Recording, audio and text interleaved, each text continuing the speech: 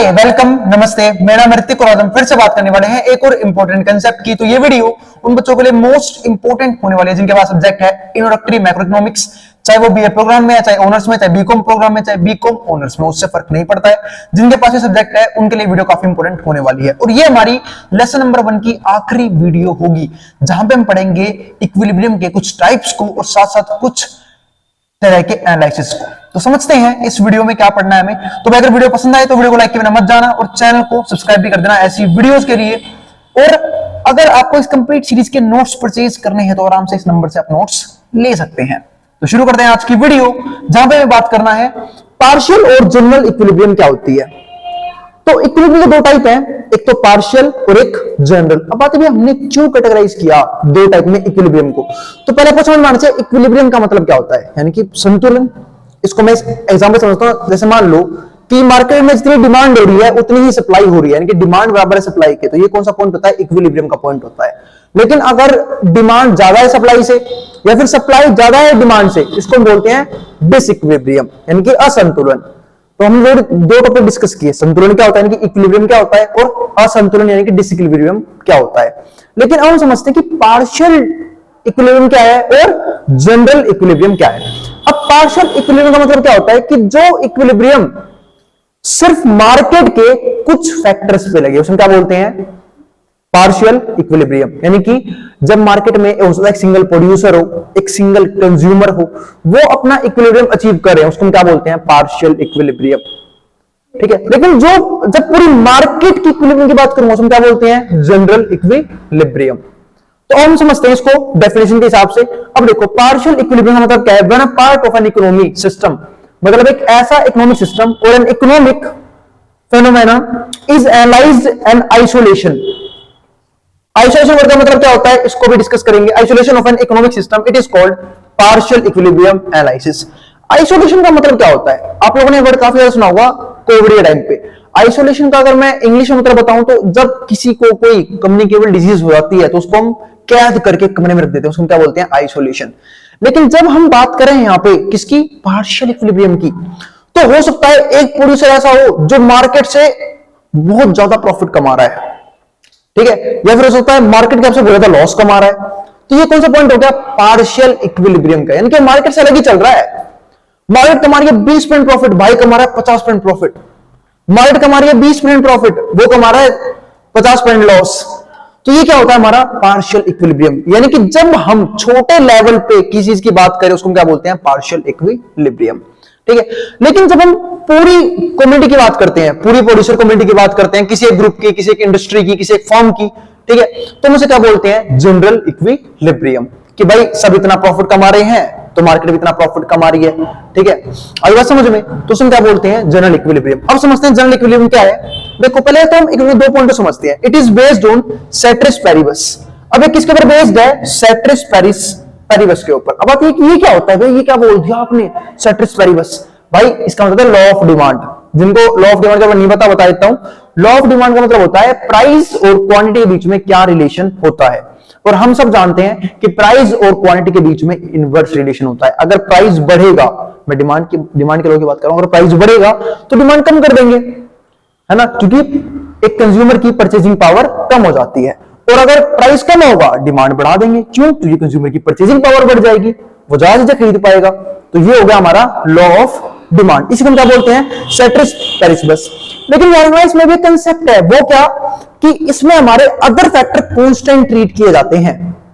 अब सोच के देखो, प्राइस बढ़े लेकिन उस पर्सन की इनकम भी बढ़ गई तो क्या वो डिमांड को कम करेगा, नहीं करे। बढ़ने में प्राइस, अंधा पैसा आ रहा है, अच्छा खासा पैसा कमा रहा हूं मैं, फिर भी खरीद लूंगा, फिर भी अफोर्ड कर लूंगा।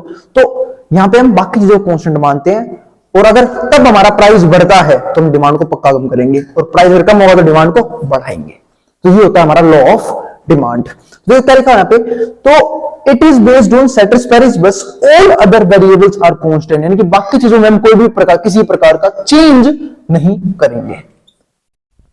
It is wisely used in micro economics. इसका बहुत यूज होता है माइक्रो इकोनॉमिक्स में। अब आता है इसका माइक्रो इकोनॉमिक्स में यूज क्यों करते हैं, क्योंकि माइक्रो इकोनॉमिक्स डिस्कस करता है एक सिंगल कंज्यूमर को, एक सिंगल प्रोड्यूसर को। ठीक है, मतलब यहां पे बात होती है छोटे लेवल पे जो कि मार्केट से हटके होती है। तो इसलिए यहां पे हम डिस्कस करते हैं पार्शियल इक्विलिब्रियम को। क्योंकि हो सकता है एक सिंगल प्रोड्यूसर लॉस जनरेट कर रहा हो, प्रॉफिट जनरेट कर रहा हो, लेकिन उस इंडस्ट्री में कुछ और भी फर्म्स हैं, कुछ और भी प्रोड्यूसर्स हैं जो अच्छा खासा प्रॉफिट जनरेट कर रहे हैं। आई बात समझ में? तो ये होता है हमारा, इसलिए हम इसको डिस्कस करते हैं माइक्रो इकोनॉमिक्स के अंदर। पर ध्यान रखना, माइक्रो इकोनॉमिक्स के भी दो ऐसे कंसेप्ट हैं जहां पे हम इसको यूज करते हैं। एक तो होता है हमारा प्रोडक्ट सेक्टर, दूसरा होता है मॉनेटरी सेक्टर, ठीक है, जिसको हम डिस्कस करेंगे अगर जरूरत पड़ी तो आने वाली वीडियोस में। तो ये होता है हमारा क्या डिफरेंस बिटवीन पार्शियल इक्विलिब्रियम। लेकिन हाँ, अभी जनरल डिस्कस करना बाकी रह गया, मैंने हिंट दे दिया था, एक बार डेफिनेशन ही पढ़ लेते हैं जनरल इक्विलिब्रियम में क्या लिखा हुआ है। जनरल इक्विलिब्रियम क्या है? Analyse economic system as a whole. जब हम किसी भी इकोनॉमिक सिस्टम को पूरे तरीके से पढ़ते हैं एज अ होल, यानी कि हम यहाँ पे एक प्रोड्यूसर की बात नहीं करेंगे, हम यहाँ बात करेंगे सारे प्रोड्यूसर्स की। हम यहाँ पे एक कंज्यूमर की बात नहीं करेंगे, बात करेंगे सारे कंज्यूमर्स की। और बात समझ में? यानी कि यहाँ पे सिर्फ डिमांड नहीं होती है, हमें क्या होती है? Aggregate demand, aggregate supply. तो इस चीज का हमें बेनिफिट मिलता है इस कंसेप्ट के अंदर। तो inter relationships and interdependence between various elements of an economy. यहां पे देखो, हम सब जानते हैं इकोनॉमिक्स में अलग अलग फैक्टर का, ठीक है, अलग अलग फैक्टर्स डिपेंडेंट होते हैं अलग अलग फैक्टर्स पे। यानी कि एक सिंपल होता है प्राइस का डिमांड से रिलेशन, इनकम का डिमांड से रिलेशन, ठीक है, और भी बहुत सी चीजें होती हैं। फर्म में कॉम्पिटिटर का भी इफेक्ट पड़ता है एक प्रोड्यूसर के ऊपर। तो बहुत सी चीजों का फर्क पड़ता है, बहुत सी चीजों से इकोनॉमिक्स के अंदर। तो इसलिए हमने क्या बोला कि हम ये समझते हैं कि अलग फैक्टर में क्या डिफरेंस है और क्या क्या चीजें सेम रहती है, कि अगर एक चीज बदलाव आई दूसरी चीज अपना बदल जाएगी। तो ये सारी चीजें भी किसमें होती है? इक्विलिब्रियम के अंदर होती है। हम कहां डिस्कस करते हैं? मैक्रो इकोनॉमिक्स के अंदर, यानी कि जनरल इक्विलिब्रियम के अंदर। अब आते हैं आगे।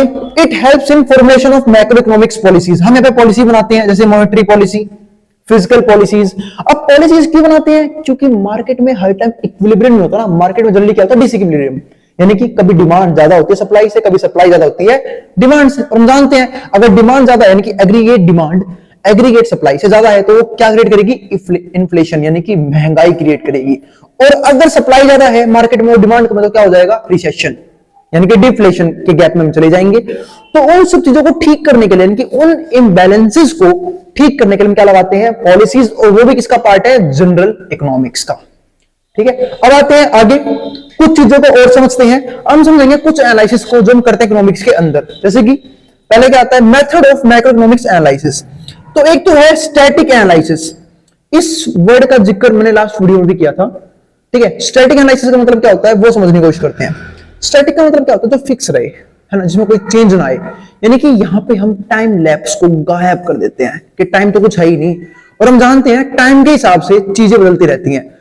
टाइम जब बदलेगा, मार्केट में डिमांड बढ़ेगी, मार्केट में सप्लाई बढ़ेगी, मार्केट में नए कंज्यूमर्स आएंगे, मार्केट में नए प्रोड्यूसर्स आएंगे, क्योंकि जनसंख्या लगातार बढ़ रही है। तो सिंपल सी बात है, स्टैटिक एनालिसिस टाइम को रेफरेंस देता ही नहीं है। इसके लिए क्या है? इक्विलिब्रियम सेम है। पिछले 10 साल पहले भी वही इक्विलिब्रियम था, 5 साल पहले भी वही इक्विलिब्रियम था, और आज भी वही इक्विलिब्रियम है। किसके हिसाब से? स्टैटिक एनालिसिस के हिसाब से। अगर इसको डिफाइन करें तो यहाँ पे क्या लिखा हुआ है? When an economic phenomena is studied under static conditions. जब ये एक स्टैटिक कंडीशन के अंदर पढ़ा जाए, it is called static analysis. In this method it is assumed that, यहां पे हम क्या मान के चलते हैं? That macro economics variables, macro economic के जो वेरिएबल्स है, like size of economic, national income, इसके ऊपर बात करते हैं। इसके अंदर कंजप्शन क्या है, सेविंग क्या है, एक्सपेंडिचर क्या है, ये सब क्या रहेंगे? All pertain to the same period of time and remain unchange. ये सेम पीरियड ऑफ टाइम के लिए पढ़ते हैं और ये हमेशा चेंज नहीं हो सकते, मतलब इसे हम चेंज कर ही नहीं सकते। यहां पे टाइम का कोई मतलब ही नहीं होता इस कंसेप्ट के अंदर। तो इसको क्या बोलते हैं? Static analysis. अब हम आते हैं दूसरा, जिसको हम बोलते हैं डायनामिक एनालिसिस। बिल्कुल इसका उल्टा है, मतलब ऐसे मैक्रो इकोनॉमिक्स के कंसेप्ट्स जिसमें हम चेंज कर सकते हैं टाइम के हिसाब से, और जो चेंज होते रहेंगे टाइम के हिसाब से। आई बात समझ में? इसको हम क्या बोलते हैं? ठीक है, डायनामिक कंसेप्ट या फिर डायनामिक एनालिसिस। अब समझते हैं तीसरा और सबसे इंपॉर्टेंट, जिसको आप पढ़ोगे अगले सेमेस्टर में, यानी कि सेमेस्टर 3 में। यानी कि एक टॉपिक है optimisation method for economic analysis. उसकी सीरीज अपलोड हो चुकी है, लेकिन आप पढ़ोगे आप लोग इसमें वो सेमेस्टर 3 में। उसमें क्या होगा? उसमें आप लोग पढ़ोगे कंपैरेटिव स्टैटिक एनालिसिस, जहां पे हम कंपेयर करते हैं। अब कंपेयर किसको करेंगे? एक सिंपल सी बात है, अगर डिमांड चेंज होगी, सप्लाई चेंज होगी टाइम के हिसाब से, इन्वेस्टमेंट चेंज होगा, तो इक्विलिब्रियम तो चेंज होगा। तो इक्विलिब्रियम किस लेवल से चेंज कर रहा है, प्रीवियस से नए पे किस लेवल पे जंप कर रहा है, इक्विलिब्रियम से चेंज होता है, तो हम सब किस में पढ़ते हैं, कंपैरेटिव में, कंपेयर करने के लिए। ऐसे कंपेयर कैसे करेंगे, पहले जीडीपी ये थी, अब जीडीपी ये है, अब ये हो चुकी है, यानी कि टाइम के साथ जीडीपी में ग्रोथ आ रही है नहीं आ रही है, इक्विलिब्रियम कैसे शिफ्ट हो रहा है टाइम के साथ, वो भी डिस्कस करते हैं। यानी कि ये सब किसमें पढ़ते हैं, कंपैरेटिव स्टैटिस्टिक्स एनालिसिस में। तो ये हमारे 3 तरह के एनालिसिस थे, ठीक है, जो हम डिस्कस करेंगे, ठीक है, आने वाली वीडियोस में से। तो जो बेसिक डिफरेंस मैं बता चुका हूं इस कंप्लीट वीडियो के अंदर। अब जो आगे आने वाली वीडियो होगी वही नेशनल इनकम से स्टार्ट होगी, जहां पे हम न्यूमेरिकल्स के ऊपर ज्यादा फोकस करेंगे। आई बात समझ में? अब इसको जो उतारना उतार सकता है, मैं हट रहा हूं बोर्ड के सामने से।